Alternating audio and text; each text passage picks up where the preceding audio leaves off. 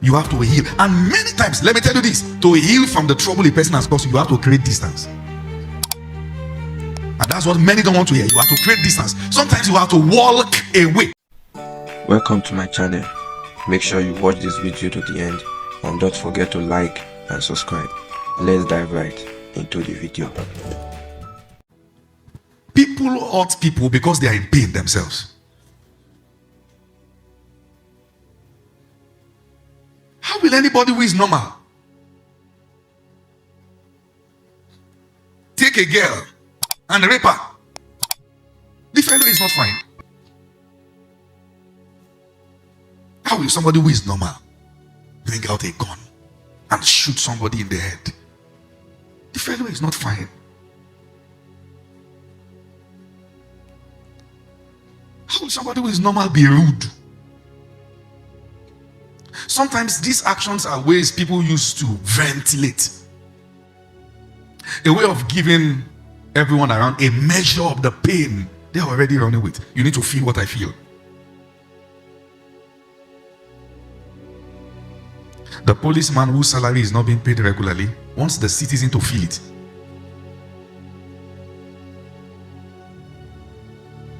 When you drive and they ask you for money as a gentleman, you fail to give as a gentleman, say park. And sometimes I just want to know I can waste your time because the person too is not what? Fine.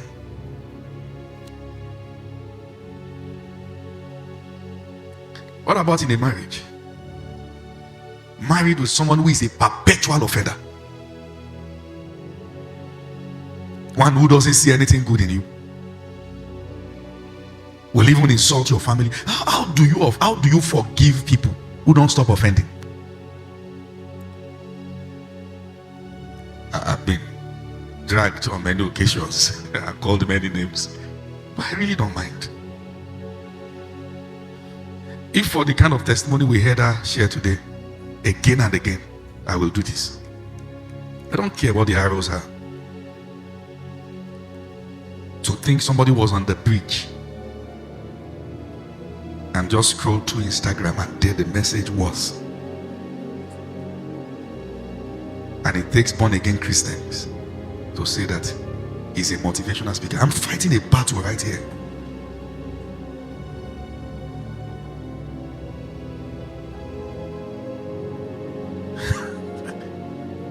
It is not in my place to even present anything to you.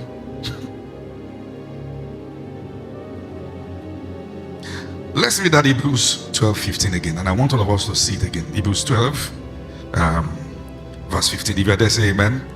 Look at it. 1, 2, 3, go. Looking diligently, lest any man fail of the grace of God, lest any root of bitterness springing up trouble you, and thereby many be defiled. So bitterness is best killed at its root, and I'll tell you how. So we say, what about the ones we grew up with? The things.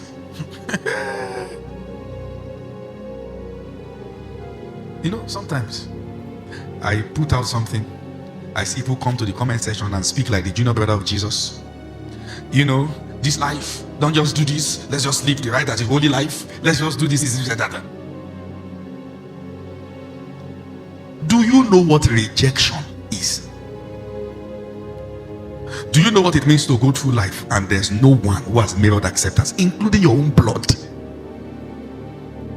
Do you know the tendencies that comes with it? That in many cases, bitterness is not about forgiveness first, it is about healing first.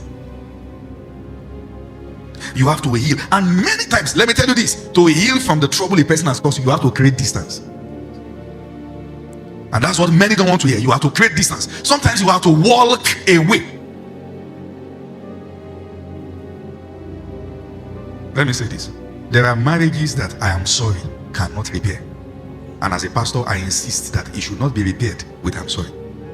There's a need for people to sit down and ask questions. Why are you doing this to your wife? Why are you doing this to your husband? Why did you say this? Why did you say that? Don't let me jump into dysfunctionality. Because there are people who don't even know what it means at all. What people go through. Their emotions is numb. For your own sake, move on. It is It's not for their sake. The one who is locked in prison, the one who is crying, the one who is shedding tears, the one who is feeling it is you. There are people who are too battered to even know that you are bruised. They are hurting you, but they too, they are not fine. Their life is also meaningless. Don't allow any root of bitterness spring up in you. I want to give very simple but practical ways to handle bitterness. Number one, separate yourself from the cause. Write it in capital letter. Separate yourself from the cause. There are families that you have to, as a child, travel far from. In fact, you cannot even have a good marriage if you marry from that home to your own spouse house. You cannot have a good marriage. So there are places that you have to first go far. Huh? Are you with me? And be treated. If you put somebody in a cage where there are snakes and the snakes strike, you can't treat the person in the midst of the snakes. You take the person out and remove the venom.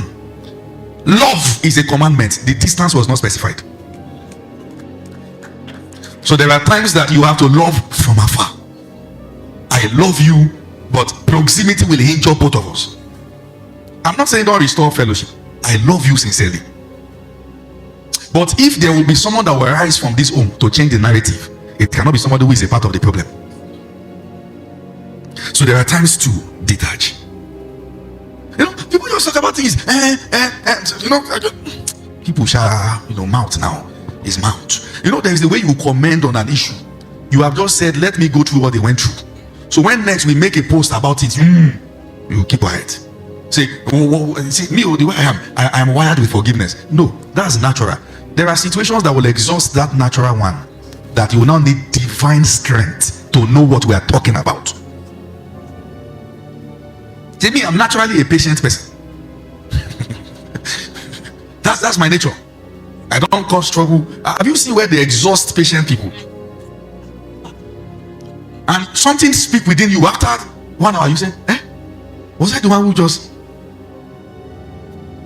When the Bible talks about Galatians 5, the fruit of the Spirit, love, patience, gentleness, none of those things is a natural fruit. It is the fruit of a mature, regenerated spirit. It is that gentleness there. It's not that one that I don't need to talk in class. And when they write name noise maker, they don't write my name. That's not the are you follow what I'm saying? That's not the gentleness.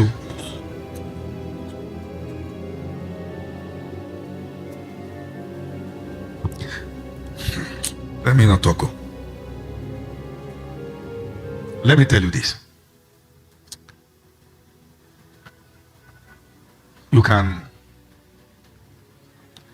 even Joseph, that his brother sold, the guy, the moment God lifted him, he didn't say go and look for them.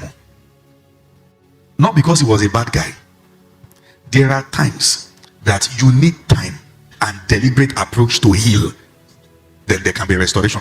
This kind of restoration is not a 5 seconds thing. And let me say this to you. If you are going through a healing process and you are sincerely praying to God for your mind and soul to heal your emotions so that there can be a restoration of affection in certain places, the fact that it is taking time doesn't mean you are a bad person.